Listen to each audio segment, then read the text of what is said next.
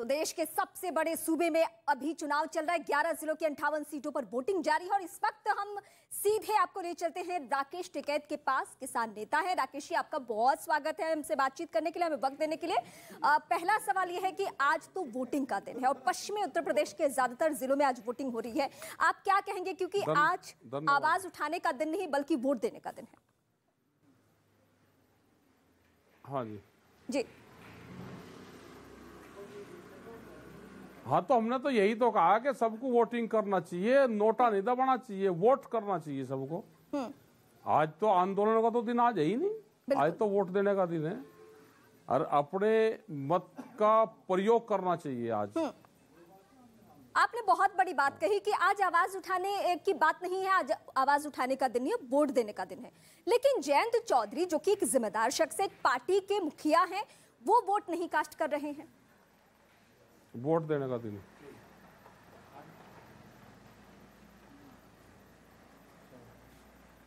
है जी।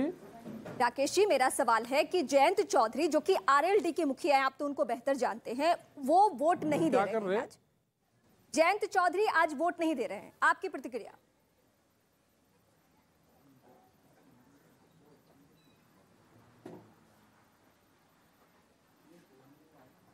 राकेश जी, आप सवाल सुन पा रहे हैं? कोई नहीं दे रहा तो वो बता सकते हैं। हाँ, नहीं, उनके पार्टी के नेता से हमारी बातचीत हुई, उनकी सोच हो सकती है। उनके पार्टी के सवाल सुन गया, उसका जवाब तो वही दे सकते हैं। सर, मैं आपसे ये पूछ रही हूँ, उनके पार्टी के नेता से हमारी बात हुई, व्यस्तता का हवाला दिया गया। क्या कोई नेता व्यस्त रह के उसका जवाब तो वही दे सकते हैं। नहीं, उनके तरफ से जवाब ये आ चुका है कि हम बहुत व्यस्त हैं, सेकंड थर्ड फेज के चुनाव प्रचार में व्यस्त हैं, इसलिए हम वोट नहीं देंगे।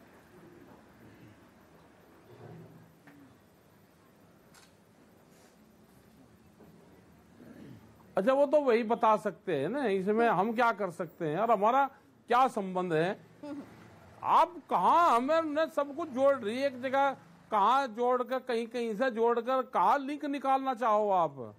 मैं कुछ नहीं निकालना चाहूँ, मैं बस आपसे ये पूछना चाहती हूँ, क्योंकि आप जिम्मेदार शख्स हैं, आप लोगों से अपील कर रहे हैं, तो मुझे आपसे ये समझना है कि अगर इस लोकतंत्र में एक जिम्मेदार शख्स वोट नहीं देता है और वही शख्स दूसरे से अपील करता है कि वोट दीजिए, तो आप जैसे लोग खुल के बोलेंगे ना सर?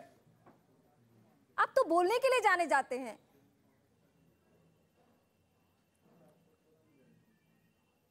तो हम तो बोल तो रहे, हमने तो कहा ना, हमने अपने उस पर डालना है कि नोटा नहीं दबाना, सबको वोट डालना है। चलिए ठीक है, ठीक है, आप बचने की कोशिश और संभालने की कोशिश करें, मैं समझ सकती हूँ, आपकी भी मजबूरी मैं समझ सकती हूँ। बहुत लोग हैं जी, कोई बात नहीं, मैं उस मसले पे नहीं जा रही हूँ। बचने की कोशिश, मैं सीधा सवाल आपसे अब ये पूछूंगी कि पश्चिमी उत्तर प्रदेश, जिसमें नेताओं ने खूब पसीना बहाया, चाहे वो समाजवादी पार्टी हो, आरएलडी हो, बीजेपी हो, आपको क्या इस पूरे चुनाव प्रचार के दौरान नजर आया?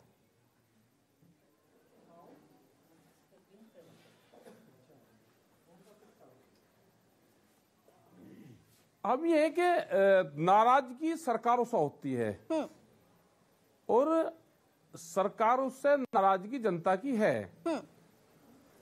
जो वादे सरकारें करके आई थी जनता के बीच में इलेक्शन से पहले, उनको पूरा नहीं करा।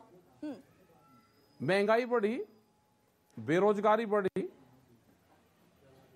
जो घोषणा पत्र थे उसको पूरा नहीं करा। पिछले घोषणा पत्र में इसमें कोई ज्यादा अंतर नहीं है। तो क्या घोषणा पत्र में कही हुई चीजें अगर नहीं करेंगे तो नाराजगी तो जनता की होगी जी, और हमेशा सरकार उस नाराजगी रहती है, तो जनता नाराज तो है। एक जानकारी हमें वहां से ग्राउंड रिपोर्ट के जरिए ये भी मिलती रही, या कुछ किसान नेता से हम लोग बातचीत करते रहे, तो उसमें ये पता चला कि जो किसान हैं, जो पश्चिमी उत्तर प्रदेश के किसान हैं, उनकी नाराजगी समाजवादी पार्टी से भी है। इस लिहाज से है क्योंकि उन्होंने आरएलडी से गठबंधन किया और पहले की नाराजगी आरएलडी के भी पास आ गई। क्या ये सच है?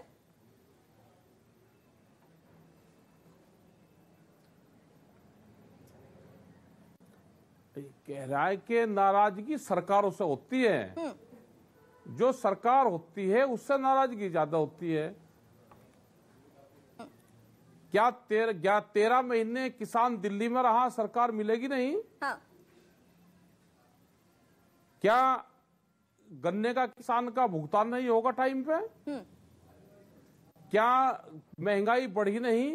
क्या जो घरों में सिलेंडर इस्तेमाल होता है 400 का सिलेंडर कोई 1000 रुपए का नहीं हुआ? क्या देश की जनता को यह नहीं पता कि कोविड के नाम पे स्कूल बंद करे बच्चों को अनपढ़ करा जा रहा है? देश की सारी संस्थाएं बेची जा रही है, ये देश की जनता को नहीं पता? और देश के जो बड़े लीडर हैं जी। वो विकास पे या किसी चीज पे बात करने की बजाय वो देश को फाड़ने की बात कर रहे हैं। ये नहीं देश की जनता को पता।